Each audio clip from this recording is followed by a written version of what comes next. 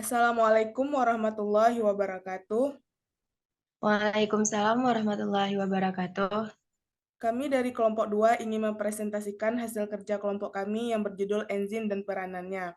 Kami beranggotakan ada 3 orang. Yang pertama ada Aulia Maksum, yang kedua ada saya sendiri, Febrina Celita, dan yang ketiga ada Wanda Elvia Putri. Baiklah, saya akan menjelaskan terlebih dahulu apa itu pengertian enzim. Enzim adalah biomolekul yang berfungsi sebagai katalis atau senyawa yang dapat mempercepat laju suatu reaksi. Bila zat ini tidak ada, maka proses-proses tersebut akan terjadi lambat atau sama sekali tidak terjadi. Enzim adalah biokatalis yang artinya dapat mempercepat reaksi biologi tanpa mengalami perubahan struktur kimia. Pada reaksi yang dikatalisasi oleh enzim, molekul akan bereaksi disebut substrat dan enzim mengubah molekul tersebut menjadi suatu molekul yang berbeda yang disebut produk. Hampir semua proses biologis sel memerlukan enzim agar dapat berlangsung dengan cepat. Nah, ada sifat-sifat enzim. Yang pertama adalah sifat enzim sebagai protein. Enzim memiliki sifat seperti protein, yaitu sangat dipengaruhi oleh kondisi lingkungan seperti suhu dan pH. Konsentrasi substratnya jika lingkungan tidak sesuai, maka enzim akan rusak atau tidak dapat bekerja dengan baik. Yang kedua ada bekerja secara khusus atau spesifik. Setiap enzim memiliki sisi aktif yang sesuai hanya dengan satu jenis substratnya. Artinya setiap enzim hanya dapat bekerja pada satu substrat yang cocok dengan sisi aktifnya.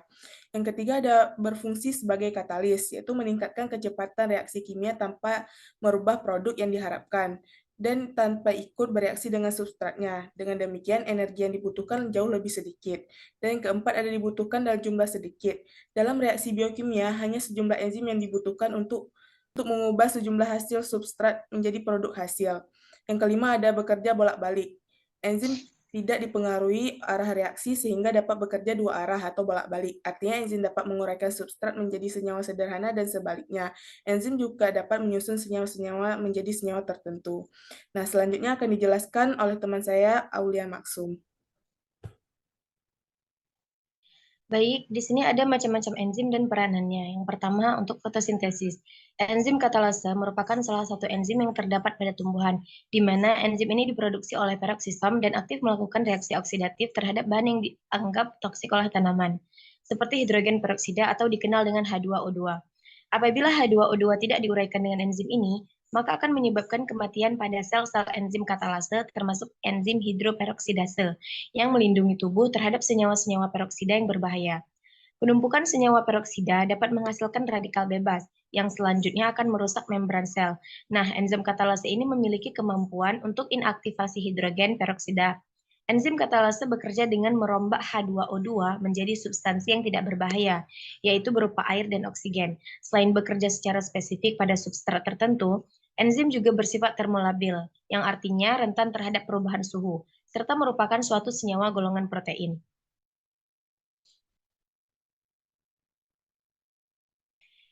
Yang kedua, peran enzim sebagai respirasi, di mana ada enzim fosforilase untuk memecah ujung-ujung rantai pada gula amilum, menghasilkan glukosa 1 fosfat atau dikenal dengan G1P. Proses pemecahan ini disebut fosforolisis.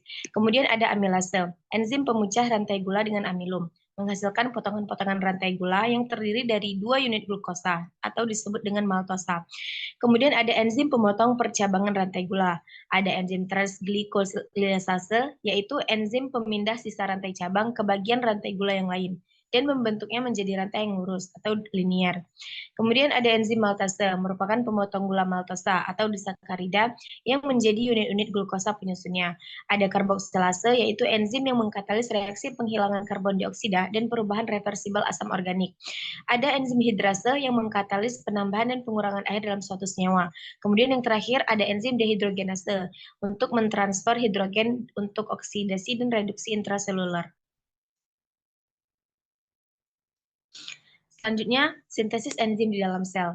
Sel dapat mengatur lintasan metabolik yang berjalan dengan cara memproduksi katalis yang tepat yang dinamakan enzim dalam jumlah yang sesuai dan pada saat yang diperlukan. Hampir semua reaksi kimia di kehidupan berlangsung sangat lambat tanpa katalis, dan enzim merupakan katalis yang lebih khas dan lebih kuat dibandingkan dengan ion logam atau senyawa anorganik lainnya yang dapat diserap tumbuhan dari tanah. Nah, di dalam sel, enzim tidak terdistribusi merata di seluruh plasma, namun terkonsentrasi pada organela-organela tempat terjadinya reaksi. Misalnya, enzim yang berkaitan dengan reaksi Calvin dan Krebs berkumpul di mitokondria dan kloroplas. Enzim yang dibutuhkan dalam sintesis DNA dan RNA, serta untuk proses mitosis terdalam di dalam inti sel. Enzim-enzim di dalam sel akan bekerja secara berkesinambungan, artinya produk suatu tahap reaksi akan dibebaskan pada tempat di mana produk ini dapat segera dikonversi oleh enzim lain berikutnya.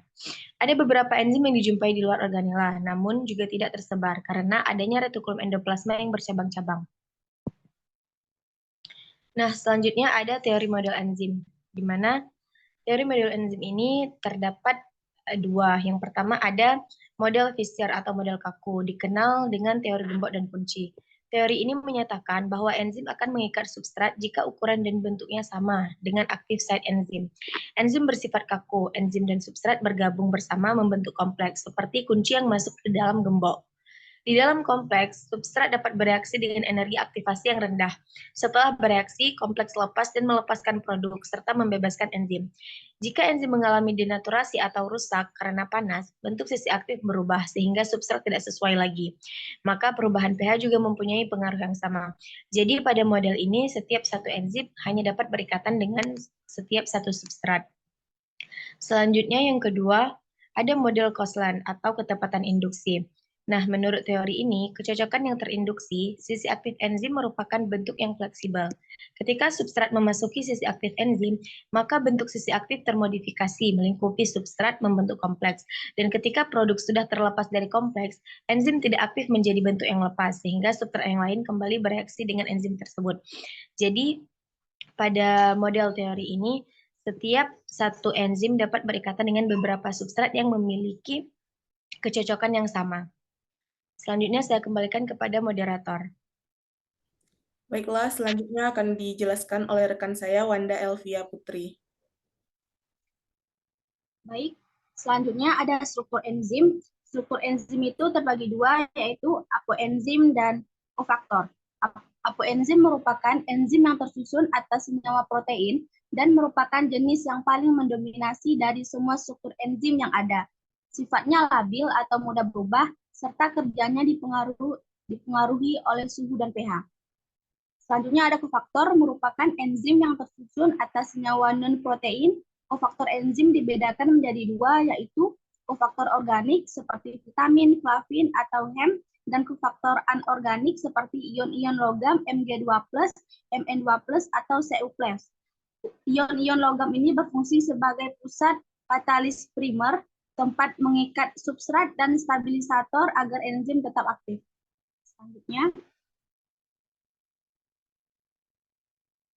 Selanjutnya ada faktor yang mempengaruhi kerja enzim. Yang pertama ada temperatur. Enzim tersusun dari protein, maka enzim sangat peka terhadap temperatur. Temperatur yang terlalu tinggi dapat menyebabkan denaturasi protein.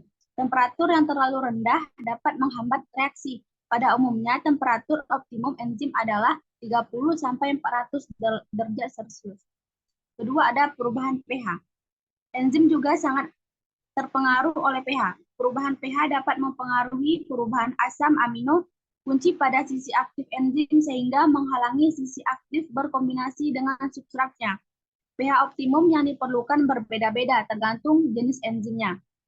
Ketiga ada konsentrasi enzim dan substratnya.